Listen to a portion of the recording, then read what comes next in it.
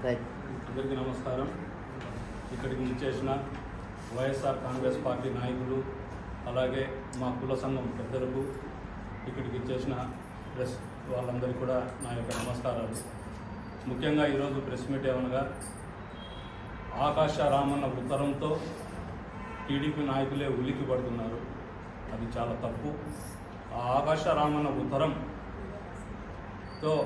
ఈరోజు కడప అసెంబ్లీ గురించి, మా వైఎస్ఆర్ కాంగ్రెస్ పార్టీలో బలిజ నాయకుల గురించి వాళ్ళు చాలా దారుణంగా మాట్లాడుతున్నారు. అది చాలా తప్పు. ఎవరైనా కూడా మాలాగా ప్రెస్ మీట్ పెట్టండి, మీ ఏమైనా అభియోగాలు ఉంటే చూపియండి. 2014 నుంచి 2019 వరకు తెలుగుదేశం గవర్నమెంట్ కాదవనింది.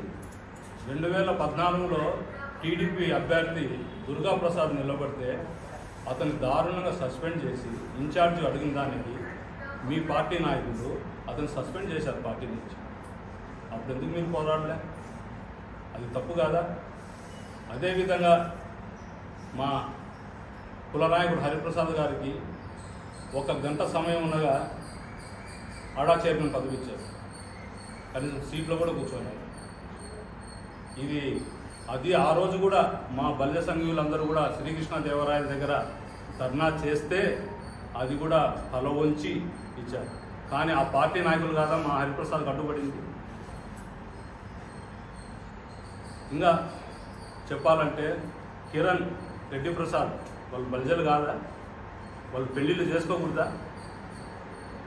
వాళ్ళు పెళ్ళిళ్ళు చేసుకున్నాక వాళ్ళ భార్యకి టికెట్ ఇస్తే మన వాడికి ఇచ్చినట్టే కదా.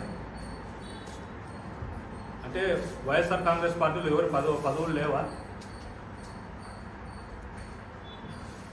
మీరు ఒకసారి ఆలోచించుకోండి. వైఎస్ఆర్ కాంగ్రెస్ పార్టీలో మనకు ఎంతమంది పదవులు ఇచ్చారు, ఎన్ని మన సంక్షేమ పథకాలు వస్తున్నాయి. కాపు నేస్తంలో దాదాపు నేను 14 డివిజన్లు తిరిగితే మండల ప్రెసిడెంట్గా ఎంతమంది కాపులు పడ్డాయి? తెలుగుదేశం పీరియడ్లో పడ్డాయా? కనీసం మీ తెలుగుదేశం నాయకులు ఉన్న బలిజలు ఒక్కరికైనా సాయం చేశారా? మీరు ఆలోచించండి.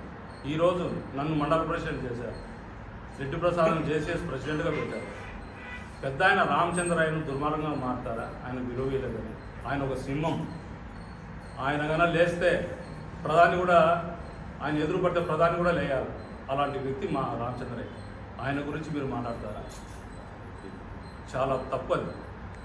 ఎందుకంటే ఆ పెద్ద ఆయన ఆరోగ్యం పట్ల మేము అది చూస్తూనే ఉన్నాం. ఆయనకు దాదాపు 75 సంవత్సరాల వయసు వచ్చింది. అది ఆయనను విమర్శిస్తారా? కొంచెమన్నా మీకు తెలివిందా అని అడుగుతున్నాను.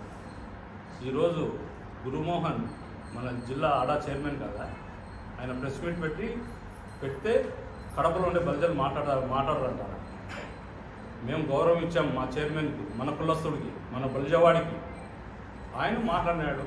ఆ ఆకాశరామను ఉత్తరము ఈ విధంగా వచ్చింది, అది చాలా తప్పని ఖండించాడు. అంతే. ఎవరిని కూడా మిమ్మల్ని కూడా విమర్శించలేదే. ఇది కేవలం మీరు రాజకీయాలు చేయండి, కానీ కులాన్ని రాజకీయం చేయకండి. కులంలో మనము అందరం బంధువులమే, కాదనడం లేదు.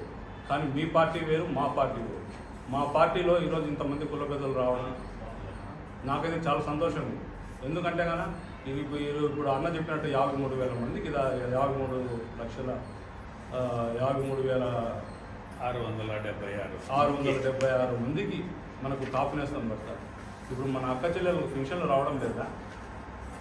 మీ ప్రభుత్వం ఏంది, మా ప్రభుత్వం ఏంది? చూడండి, 2019 నుంచి ఈ రోజుటి వరకు కూడా మా వైఎస్ఆర్ కాంగ్రెస్ పార్టీ, మా నాయకుడు సీఎం జగన్మోహన్ రెడ్డి ఏ విధంగా పరిపాలన చేస్తున్నారు. రాబోయే రోజుల్లో 100కి 175 సీట్లు మటుకు 100% మేమే గెలుస్తాం. మా బలిజలంతా ఖచ్చితంగా వైఎస్ఆర్ కాంగ్రెస్ పార్టీకే సపోర్ట్ ఉంటుంది. మీరు చెప్పండి. ఈరోజైతే నేనైతే చెప్తున్నా, ప్రతి బలిజలు కూడా ఈరోజు వైఎస్ఆర్ కాంగ్రెస్ పార్టీకి అయితే సపోర్ట్ ఉంటారు. ఇన్ని పదవులు ఇస్తున్నారు, కొన్ని పదవులు రాలేదు, వస్తాయి చెప్తున్నారు. వాళ్ళు కూడా ఇస్తామని చెప్తున్నారు కదా. మీరు ఉలిక్కి పడడం దీనికి. దుర్గాప్రసాద్ ఆ రోజు ఇన్ఛార్జి నుంచి పార్టీ నుంచే సస్పెండ్ చేశారు కదా, అంత డబ్బులు ఖర్చు పెట్టుకునే వాడికి. మా హరిప్రసాద్ 1 గంట కూడా ఇవ్వకుండా పోస్టు చేశారు కదా టీడీపీ వాళ్ళు కదా. ఆ జీవో ముందు ఇచ్చిండొచ్చు కదా వాళ్ళైనా కూడా. తెలుగుదేశం ప్రభుత్వంలో ఇప్పుడు కూడా తెలుగుదేశం పార్టీలో ఎంతమంది బలిజ నాయకులు ఉన్నారు పదవులలో? పార్టీ పదవుల్లో ఎంతమంది ఉన్నారు? నాకు తెలియక ఆయన హరిప్రసాద్ అని ఒక్కడే. మిగతా వాళ్ళంతా ఎందుకు ఇవ్వడం లేదు? ఇప్పుడు నన్ను చూడండి, నాకు మండల ప్రెసిడెంట్కి ఇచ్చారు, మా అక్క రాజీకి వచ్చేసి ఆమెకు కోఆప్షన్ నెంబర్ ఇచ్చారు, అంతకుముందు మా బండి బాబన్నకి ఇచ్చినారు. ఏదో కొన్ని గెలిచేటి ఉంటాయి కాబట్టి అడ్జస్ట్మెంట్ చేసి కొన్ని దానికి రాలేదు. రాని దాన్ని ఎందుకు చూపిస్తారు కదా, వచ్చినట్టు కూడా చూపించండి. ఇప్పుడు అన్న చెప్పాడు కదా, అనంతపురంలో ఇచ్చినారు, మన కడపలో ఇంతమందికి ఇస్తున్నారు. ఇన్ని పదవులు ఇస్తామనే కానీ కూడా మీరు రానేటి ఎత్తి చూపిస్తారు కానీ వచ్చేది ఏమైనా చూపిస్తున్నారా? మా ఎమ్మెల్యేని విమర్శిస్తారా? ఆయన శ్రీకృష్ణ దేవరాయల విగ్రహానికి పూలదండ వేయలేదా? రాండి, నాకు అక్కడ సాక్ష్యం రండి, మీరు ముందుకు రాండి, వస్తామంటున్నారు కదా. మా ఎమ్మెల్యే వేయలేదా? మా ఎమ్మెల్యే రాత్రి 10 గంటలకు ఫోన్ చేసి అన్నా రేపు మీది ఉంది, మీ ప్రోగ్రామ్ ఏం చేస్తున్నారని అడిగిన వ్యక్తి మా ఎమ్మెల్యే. మేము పోయినంత వరకు మీకు కూడా తెలియదు. మా పెద్దలను అడిగి కనుక్కొని రేపు ఉందంట కదా ఈ విధంగా టౌన్ ఉంది అంటే అప్పుడు మా ఎమ్మెల్యే వచ్చి ఆయన పూలదండ తీసుకొని వచ్చి పూలదండ వేస్తారు. ఆయన విమర్శిస్తారా? ఎమ్మెల్యే ఏ బల్జ నాయకుడు పైన కూడా ఏ పని చేయలేదో చెప్పండి మీరు. అలాంటి వ్యక్తి పైన మీరు నిందలేస్తారా? అమ్జద్ బాషాకు అర్హత లేదంటారా? ఒక డిప్యూటీ సీఎం స్థాయిలో ఉన్నా కానీ కూడా మమ్మల్ని పక్కన కూర్చోబెట్టుకునే వ్యక్తి అది. మీ నాయకులు కూర్చోబెట్టుకుంటున్నారా మిమ్మల్ని ఒక రోజన్నా? మీరే మనసారి ఆలోచించండి, ఒకసారి గుండెల మీద చేసుకొని ఆలోచించండి. అమ్జద్ బాషా ఎలాంటి వ్యక్తి, మీ నాయకులు ఎలాంటి వ్యక్తి, అది గుర్తించుకొని మనం వెళ్ళాలని కోరుకుంటున్నాం. ఇంకొకటి ఏమంటే కన్నా, ఈ ఆకాశ రామన్న ఉత్తరాలు లేకుండా ఉంటే డైరెక్ట్గా రాండి. టీడీపీ ఉంది, జనసేన ఉంది, బీజేపీ ఉంది, ఇంకా ఎన్ని పార్టీలు మీరు రాండి. అన్ని పార్టీలలో ఉన్నారు, మన కులసులు కావడం లేదని చెప్పడం లేదు. కానీ శ్రీకృష్ణ దేవరాయలకు 4 ఏళ్ళు ఎప్పుడు అని అన్నారు. ఇదో సాక్షి మా అమ్జద్ బాషా మొన్న అంత ఒక 2 నెలల ముందు మేయర్ గారు అమ్జద్ బాషా గారు ఇదో పూలదండ వేసి, కనీసం మీరు 2014 నుంచి 2019 వరకు శ్రీకృష్ణ దేవరాయలది ఏ రోజన్నా కనీసం కొంచెమన్నా సర్కిల్ చేస్తామన్నా అని అనుకున్నారా మీరు? అదే మా అమ్జద్ బాషా అదే విగ్రహం పెడతామంటే వద్దు, కొత్త విగ్రహం చేయించుకోండినా అని చెప్పి మమ్మల్ని ముందుకు పంపించి ఆయన ఈరోజు ఆ విగ్రహం చేయించారు. మీరు పోయి ఆ పనులు చూసుకోండి, మీరు స్ట్రాంగ్గా చేయించుకోండి, అది 10 కాలాలు ఉండాలా అనే ఉద్దేశంతో ఆయన మమ్మల్ని పంపించినాడు. ప్రతి ఒక్కరిని అడుగుతారు, మా బాబానని అడుగుతారు, మా సత్యాన్ని అడుగుతారు, అన్న జరుగుతుంది ఆ వర్కులు ఎట్లున్నాయి, ఏమి ఆ విగ్రహం ఎట్లా తీస్తున్నారు అంటే పూజలు చేసి తీయాలంటేనే పూజలు చేయించే తీశారు. కనీసం మీరంతా ఏడున్నారు ఆ రోజు? మేము పోయిన తర్వాత వచ్చేది ఒక ఫోటో కొట్టుకోవడము, పబ్లిసిటీ చేసుకునేదానికి. కులాన్ని రాజకీయాలకు వాడాకండి, ఇది చాలా తప్పు. పెద్దలందరికీ కూడా నేను చెప్పడం అంటే ఇదే నా వినపం కూడా. ఇప్పటికే వైఎస్ఆర్ కాంగ్రెస్ పార్టీలో ఉన్న బలిజలందరూ కూడా ఇక్కడ అందరూ ప్రెస్ మీట్ కూడా రావడం జరిగింది. అందరూ కూడా ఎప్పుడైనా కూడా వైఎస్ఆర్సీపీకే సపోర్ట్ ఉంటాం. ఖచ్చితంగా అమ్జద్ బాషాను 1,00,000 ఓట్ల మెజార్టీతో కడప నగరంలో గెలుచుకుంటాం. ఆ రోజు చూపిస్తాం బలిజల సత్తా ఏంది అనేది కూడా చూపిస్తాం. ఈ అవకాశం ఇచ్చిన మా పెద్దలందరికీ కూడా నమస్కరిస్తున్నాం. నారాయణ స్వామి రాయలండి, కాపునాడు స్టేట్ ప్రెసిడెంట్గా, అట్లే శ్రీకృష్ణదేవరాయల చారిటబుల్ ట్రస్ట్కు ఆల్ ఇండియా అధ్యక్షునిగా ఉన్నాము. ఈరోజు ప్రెస్ మీట్ పెట్టడానికి కొంతమంది మా కులస్తులే ప్రెస్ మీట్లు పెట్టి మేమే కుల నాయకులు ఏ పార్టీకి ఏం చెప్పకుండా గమ్మనున్నారు అని చెప్పడం జరిగింది. దాని మీదనే మా పార్టీ ఎక్కువ చేసినారని చెప్తా అంటే అది కరెక్ట్ కాదు. ఎందుకంటే ఇచ్చిన సీట్లు గెలిపించుకోలేనివి, లేదంటే ఓడిపోయే సీట్లు ఇచ్చిన తెలుగుదేశం పార్టీ కన్నా వైఎస్ఆర్ పార్టీ వాళ్ళు ఇచ్చిన సీట్లు ఖచ్చితంగా గెలిపించుకున్నారు కాబట్టి వాళ్ళు ఇచ్చిన సీట్లు మాత్రం గెలిపించుకొని మిగిలిన నామినేటెడ్ పోస్టుల్లో సి రామచంద్రయ్య గారికి ఎమ్మెల్సీ ఇవ్వడము, గురుమోహన్ గారికి కూడా చైర్మన్ ఇవ్వడము, అలాగే రాయలసీమలో అనంతపూర్లో మహాలక్ష్మి శ్రీనివాసులకు చైర్మన్ ఇవ్వడము, అలాగే హిందూపురంలో నవీన్ నిచ్చల్కు ఒక చైర్మన్ ఇవ్వడము, తిరుపతిలో ఒక ఆయనకు చైర్మన్ ఇవ్వడము ఇవన్నీ. అలాగే చిత్తూరులో ఎమ్మెల్యే ఇచ్చి గెలిపించుకున్నారు. వీళ్ళు 2014లో సీట్లు అయితే ఇవ్వలేదు. ఇచ్చిన సీటు 19లో ఇచ్చి రాజంపేటలో ఇచ్చినారు, కానీ గెలవలేని పరిస్థితిలో ఉండే సీట్లను ఇచ్చి అక్కడ నిలబెట్టి ఆ పార్టీ వాళ్ళు ఏ విధంగా కూడా వాళ్ళకు సహకరించకుండా ఓటమికి కారణమైనారే తప్ప గెలుపుకు శాయశక్తిలో పనిచేయలేదనేది నగ్న సత్యం. అలాగే ఈ వైఎస్ఆర్ పార్టీ కొన్ని నామినేటెడ్ పోస్టులలో బాగా ఇచ్చినారు, కొన్ని ఇవ్వలేని పరిస్థితుల్లో కొన్ని ఇవ్వలేకుండా కూడా పోయినట్టు ఉండొచ్చు. అలాగే కాపు నేస్తానికి 3,57,844 మందికి, దాని ద్వారా 53,676 కోట్ల రూపాయలు వీళ్ళు చెప్పిన బడ్జెట్ కన్నా, వైఎస్ఆర్ పార్టీ చెప్పిన బడ్జెట్ కన్నా ఎక్కువే ఇచ్చారు తప్ప తక్కువేమీ లేదు. బలిజ కులస్తులకు, మహిళలకు కానీ ఇవన్నీ చాలా విధాలా చేశారు. కొన్ని చేయాల్సినవి కొన్ని చేయలేకుండా కూడా కొన్ని విధి లేని పరిస్థితుల్లోనూ, లేదంటే కాపు కార్పొరేషన్ చైర్మన్లు అడగలేకపోయడమో ఇవన్నీ జరిగిస్తాయి. అలాగే ఈసారి కూడా మేము జగన్మోహన్ రెడ్డి గారిని, ముఖ్యమంత్రి గారిని 20,000 కోట్లు ఇమ్మని మొన్ననే ఈ మధ్యనే రిప్రజెంటేషన్ ఇవ్వడం జరిగింది. ఆయన కూడా మేము ఇచ్చే దాంట్లోకి అన్నిటికీ గౌరవంగా మాకు సమాధానం చెప్పడము, మీరు వచ్చి ఒకసారి అందరూ వచ్చి మాట్లాడండి అని చెప్పడం కూడా జరిగింది. అలాగే ఎంపీ సాయి ప్రతాప్కు ఎన్నిసార్లు ఇచ్చినారు? 2 సార్లు ఓడిపోయినాడు తప్ప మిగిలిన అన్నిసార్లు వైఎస్ఆర్ పార్టీ ఇచ్చి గెలిపించిన ఘనత వాళ్ళదే. ఎక్కువ భాగం ఇచ్చినాక వాళ్ళు ఖచ్చితంగా గెలిపించుకుంటారు అనే నమ్మకము వైఎస్ఆర్ పార్టీ మీద ఉంది. బీసీ స్టేటస్ చేస్తామని చెప్పి 2014లో మాతో అన్ని విధాలా చెప్పించుకొని అన్ని జిల్లాల్లో ప్రచారం చేయించుకుని కూడా బీసీ స్టేటస్ చేయకుండా నామమాత్రంగా ఊరికే బీసీ కమిషనర్ అన్ని జిల్లాల్లో తిప్పి బీసీలో చేర్చకుండా పోవడము, మా ఓట్లయితే మొత్తంగా అన్ని జిల్లాల నుంచి వేయించుకున్న తెలుగుదేశం పార్టీ కమిషన్ వేసి దాని మీద చేయకుండా పోవడము చాలా దారుణం.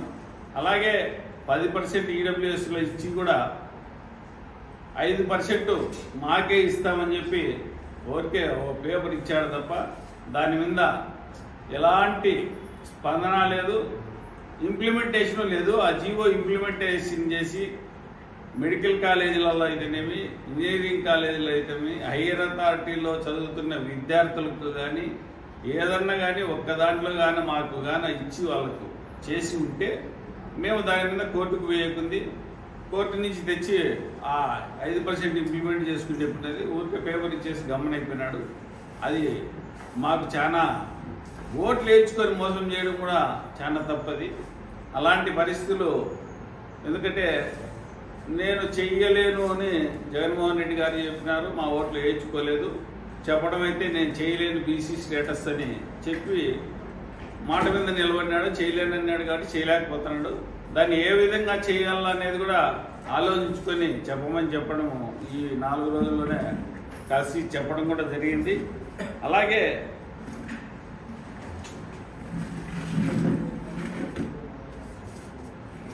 శ్రీకృష్ణదేవరాయల విగ్రహం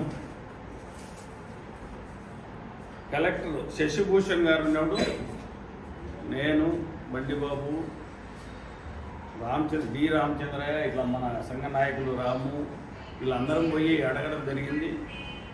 అడిగినప్పుడు శశిభూషణ్ కలెక్టర్ గారు మేము పెడతామని మేము గట్టిగా కూర్చుంటే లేదు మేము గవర్నమెంట్ తరఫునే పెడతామని ఆయన అప్పట్లో పెట్టించారు.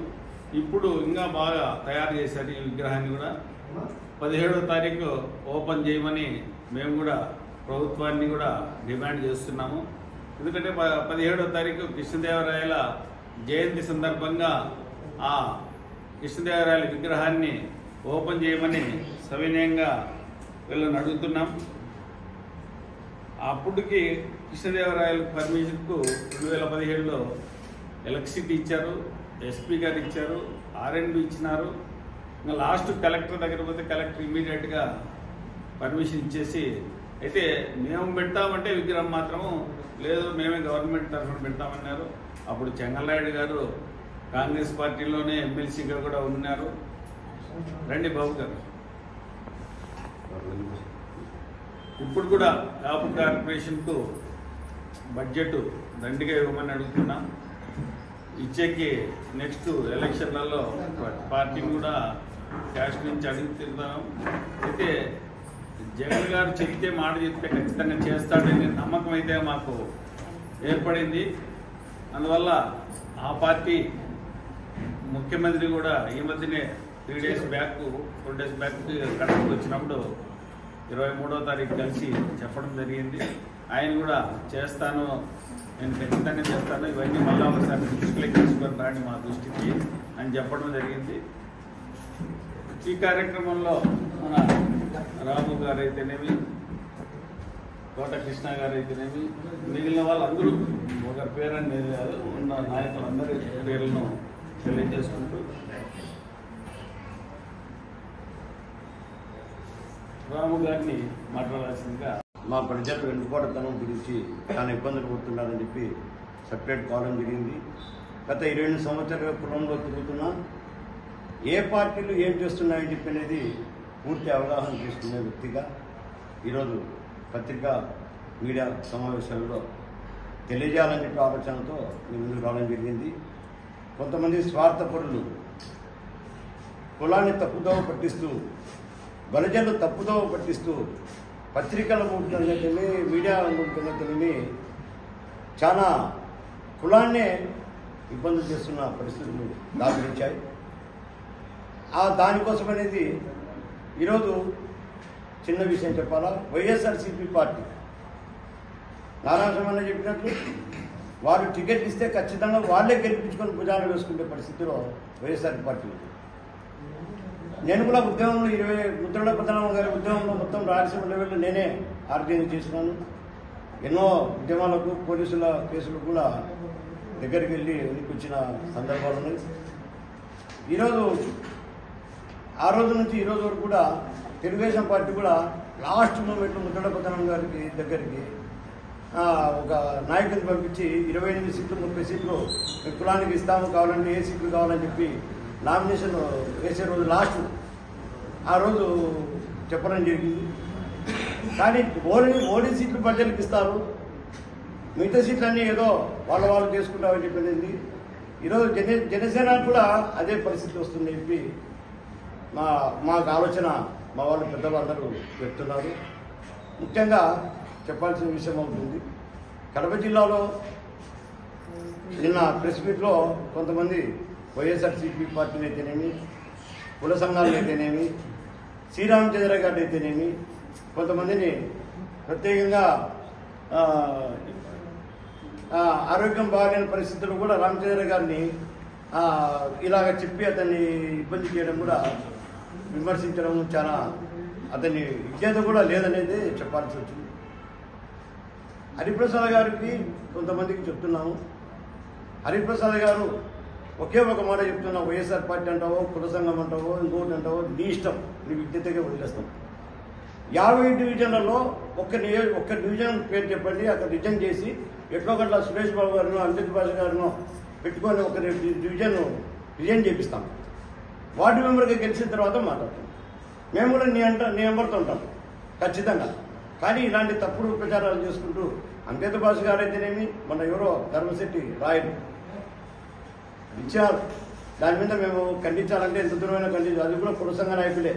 బయటికి రండి, పబ్లిక్లో మాట్లాడతాం, అందరినీ కలుపుకుంటాం, నీ సమస్యలు ఉంటే అందరితో కూర్చొని మాట్లాడతాం. అంతేగాని వెనకాల ఉండి పేపర్లలో కానీ దీంట్లో కానీ రావడం కూడా, సోషల్ మీడియాలో రావడం చాలా హేమమైన చర్య, పద్ధతి కాదు. బలజల భావాలను దెబ్బతీయద్దని ఈ మీడియా మూలంగా ప్రతి ఒక్కరికి బల్య కులస్తులకు చెప్పుకుంటూ నమస్కరించి చెప్పుకుంటూ సెలవు తీసుకుంటాం. వైస్ దర్శన్ రాయల్, వైఎస్ఆర్టీసీ జిల్లా ప్రధాన కార్యదర్శి. నిన్న ఒక ప్రెస్ మీట్ పెట్టి టీడీపీ నాయకుల అనాలనో లేకపోతే ఆయన్ను బలిజ సామాజిక వర్గానికి చెందిన నాయకుడని పిలిచాలనో మాకైతే అర్థం కాదు. ఆయన పేరు హరిప్రసాద్. ఆయన ఎప్పుడు కూడా 24 గంటలు కులం పేరు ఉచ్చరిస్తా, కులస్తులను రెచ్చగొడతా, కులస్తుల మధ్యనే విభేదాలను ఏర్పరిచి సొంత లబ్ధి కోసం పనిచేసేటువంటి వ్యక్తి హరిప్రసాద్. ఆయన నిన్న ప్రెస్ మీట్ పెట్టి ఇందాక అన్నగారు అన్నట్లు ఒక ఆకాశరామన్న ఉత్తరం, ఆయన పేరు ధర్మిశెట్టి చంద్రశేఖర్ అంట. విచారిస్తే ఆయన రాజంపేట ప్రాంతానికి చెందినవాడు. రాజంపేట ప్రాంతానికి చెందినవాడు ఇక్కడికి వచ్చి కడప బలిజలందరూ తీర్మానం చేసినట్లుగా వాళ్ళెవరు కూడా వైఎస్ఆర్సీపీకి వాళ్ళ ప్రతినిధులకు ఓట్లు వేయరు అని చెప్పేసి ఒక డమ్మీ ప్రెస్ నోట్ ఒకటి వదిలితే కుక్కదోక పెట్టుకొని గోదావరి ఇదినట్లు హరిప్రసాద్ గారు దాన్ని మళ్ళీ ప్రెస్ మీట్ పెట్టి చెప్పడం అనేది నిజంగా హాస్యాస్పదం. ఆయన నిన్న ఒక సవాలు విసిరారు. ఇక్కడ ఉన్నటువంటి అందరూ కూడా బలిజ సామాజిక వర్గానికి చెందిన వాళ్ళే. మేమందరం కూడా ఆయన సవాళ్ళను స్వీకరిస్తున్నాం. మీరు ఎప్పుడొస్తారో చెప్తే వైఎస్ఆర్ కాంగ్రెస్ పార్టీ బలిజ కాపులకు ఏం మేలు చేసింది, ఎన్ని పదవులు ఇచ్చింది, ఎలా ఆదుకున్నది, ఎలా ప్రిఫరెన్స్ ఇస్తాననేది నేను చెప్పడానికి మేము సిద్ధం. మీరు సమయం ఇస్తే మేమందరం కూడా శ్రీకృష్ణదేవరాయ సర్కిల్లో చర్చకు సిద్ధమే అని చెప్పేసి మీ సవాలుకు ప్రతి సవాలు ఈరోజు మా కులస్తులందరి తరఫున విసురుతా ఉన్నారు. మీరు కులం పేరు చెప్పి కులస్తుల మధ్యనే విభేదాలు పెట్టేటువంటి వ్యక్తి. 2014లో దుర్గాప్రసాద్ కు టికెట్ వచ్చి ఆయన దారుణంగా సస్పెండ్ చేయించి ఆయన చేతి 7 కోట్ల రూపాయల డబ్బులు ఖర్చు పెట్టించి తెలుగుదేశం పార్టీ అతనికి ఏం ప్రిఫరెన్స్ ఇచ్చిందయా నువ్వు చెప్పు. అతన్ని సస్పెండ్ చేసి అవమానించింది. రెండవది, ఆయన నియోజకవర్గ ఇన్ఛార్జ్ గా ఎవరైనా కానీ పేపర్లో మీడియా మిత్రులు రాసినా కూడా వాళ్ళ మీద కూడా హరిప్రసాద్ ఎన్నోసార్లు ఫైర్ కావడం జరిగింది. అతన్ని పార్టీ సస్పెండ్ చేసింది, మీరు ఎందుకు రాస్తున్నారు అని చెప్పేసి. ఇప్పుడు ఆడా చైర్మన్ గురుమోహన్ గారి మీద విమర్శన అస్త్రాలు మీరు సంధించినారు. ఏంటి, గురుమోహన్ గారికి ఈ రోజు పదవి వచ్చిందంటే చంద్రబాబు నాయుడు అంటే ఆ సాంప్రదాయాన్ని మొదలుపెట్టింది చంద్రబాబు నాయుడు. ఎలాగండి, గవర్నమెంట్ డిజాల్వ్ అయిపోతుందనే ఒక గంట ముందర ఒక జీవో పుట్టించుకొని కనీసం ఆ చైర్లో కూడా కూర్చోలేకపోయినాం. మా జగన్మోహన్ రెడ్డి ఈ రోజు అడా చైర్మన్ గా గురుమోహన్ గారిని నియమించి ఎన్ని రోజులు అవుతుంది, ఎన్ని సంవత్సరాలు అవుతుంది ఒకసారి చూసుకుంటే సిగ్గుపడాల్సిన అవసరం ఉంది. మా ప్రజాప్రతినిధులను మీరు విమర్శిస్తారు.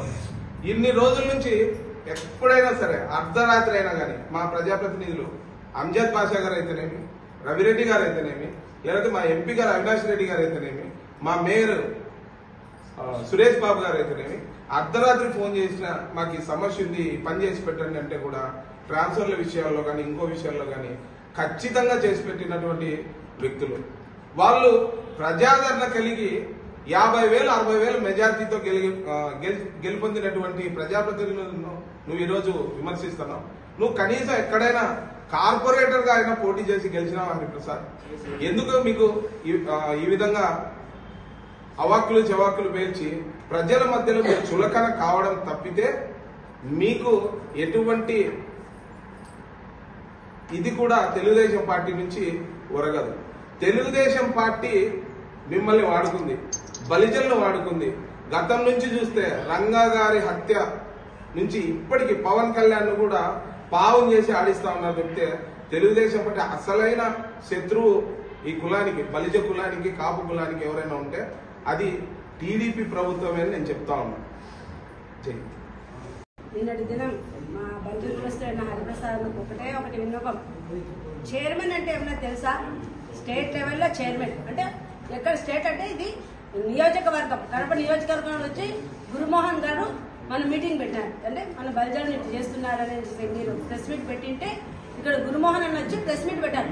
మీకు తెలివి లేదా? నేను 18 ఏళ్ళే రాజకీయంలోకి వచ్చి, మీరు నాకంటే సీనియర్ నాయకులు. చైర్మన్ ఎక్కడ పెట్టాలనేది మీరు తెలుసుకోండి. మీకు ఇళ్లలో కాదు పెట్టేది. మీకు 2 సీట్లు తెలుగుదేశం మీకు చంద్రబాబు నాయుడు పిలిచి మీకు సీట్లు ఇచ్చారు. మీరు రవీంద్ర నగర్లో నిలిచారు, మరియు మన రవీంద్ర అక్కడ నాగరాజపేటలో నిలిచారు. కానీ మన బలిజలని ఓడించారు. అంటే మిమ్మల్ని ఒప్పుకోవడంలే, మీరు ఉండొద్దు రాజకీయంలో అనేది. మీకు ఇప్పటికైనా మీరు తెలివి తెచ్చుకోండి. హరిప్రసాద్ గారు, నీకంటే మేము చిన్న వయసు దాన్ని. మీరన్నా ఈ రోజు మీరేమన్నారు, మేము బలిజలకు ఇది చేస్తాము అది చేస్తాము. గవర్నమెంట్ 9 ఏళ్ళు ఉంది తెలుగుదేశం గవర్నమెంట్ లో. నీకు ఒక చైర్మన్ ఇప్పించుకోవాల్సింది. అప్పుడు మేము గౌరవంగా మా అన్నకు చైర్మన్ ఇచ్చారని మేము గౌరవంగా చెప్పుకున్నాం. కానీ ఈ రోజు వైఎస్ఆర్ కాంగ్రెస్ పార్టీ ఎందుకంటే బలిజలకు పెద్దపీట వేసింది. చైర్మన్ అంటే మన రాజంపేటలో వైస్ చైర్మన్ గా ఆకుల రవికి ఇచ్చారు. మరి మా కార్పొరేటర్ ఎక్స్ కార్పొరేటర్ నాగమల్లికాకు డైరెక్టర్ ఇచ్చారు. మరియు పులివెందుల ఆంజనేయులు వాళ్ళ మిస్సెస్ కు డైరెక్టర్ ఇచ్చారు. ఇంకా ఎన్ని పనులు అండి ఇవ్వాలా? అంటే ప్రతి కులానికి న్యాయం చేసే వ్యక్తి జగన్మోహన్ రెడ్డి గారు. అదే విధంగా అంజద్ బాషా గారిని కానీ రవిరెడ్డి గారిని సురేష్ అన్న మాట్లాడినట్టే మీకు మర్యాద ఉండదు. ఏ రోజండి మీకు రవిరెడ్డి ఎన్ని చేశారు మీకు ముందు ఆలోచించండి. మీ నారాయణ కాలేజీ పోతా అంటే మీరు రవిరెడ్డి గారికి వచ్చి మీరు రిక్వెస్ట్ చేసుకుని మీరు ఆపారు. అది ముందు గుర్తుపెట్టుకోండి. ఏ రోజు కానీ రవీంద్రను కానీ అంజద్ అన్నను కానీ సురేష్ అన్నను మాట్లాడితే మేము ఒప్పుకోం. బలగంతులు ఖండిస్తున్నాం. రాబోయే ఎన్నికల్లో వైఎస్ఆర్ కాంగ్రెస్ పార్టీ జయవేసింది. మీరు ఒకే సవాల్ ఇస్తున్నా. మీరేమన్నారు?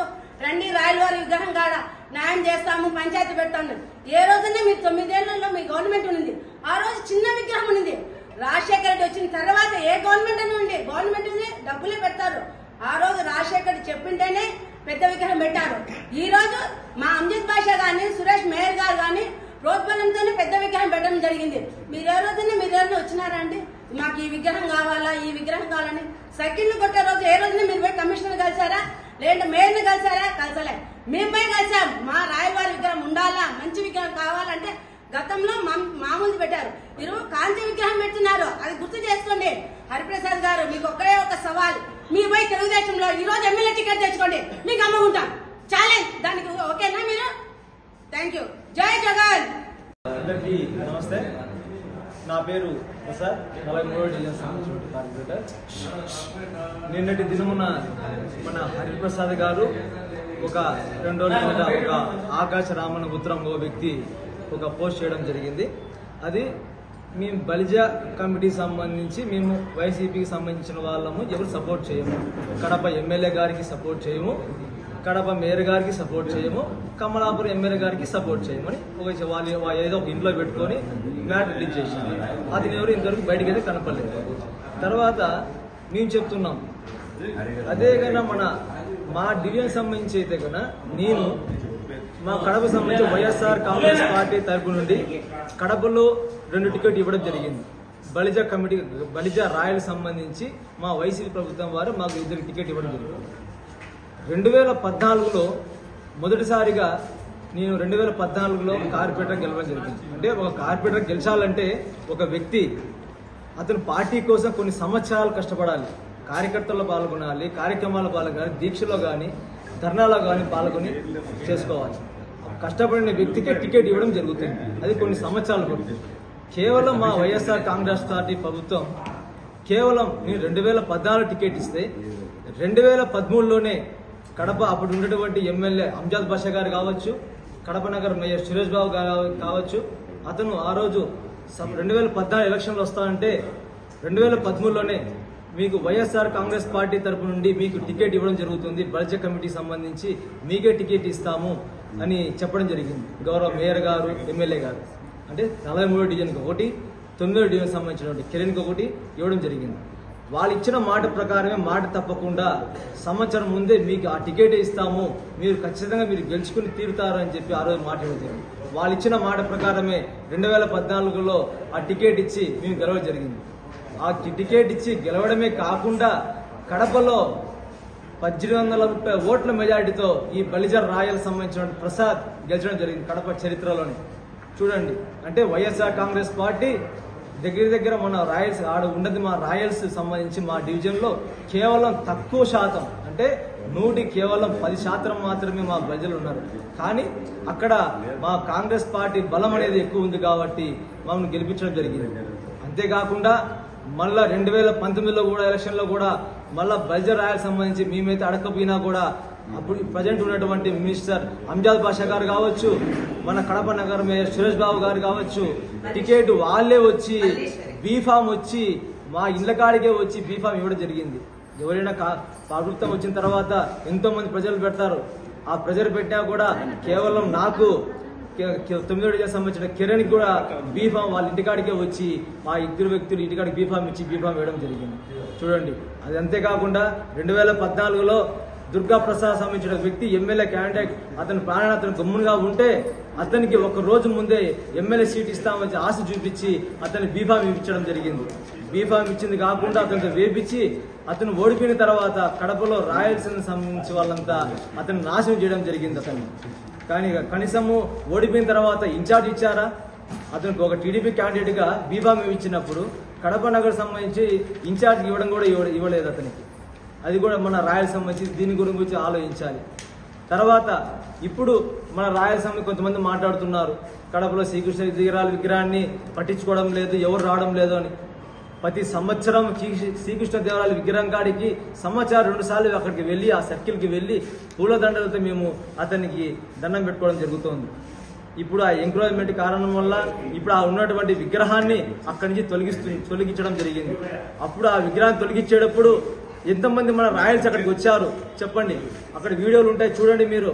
ఆ వీడియోలో కేవలం అక్కడికి వచ్చిన రాయల్స్ కేవలం 30 మంది మాత్రమే అక్కడికి వచ్చి ఆ విగ్రహాన్ని తీసుకొని వచ్చి దగ్గర కేవలం వైఎస్ఆర్ కాంగ్రెస్ పార్టీ సంబంధించినటువంటి వ్యక్తులు మాత్రమే అక్కడికి వచ్చి ఆ విగ్రహాన్ని తొలగించి ఆ విగ్రహాన్ని పాత ఆఫీసులో భద్రపరచడం జరిగింది.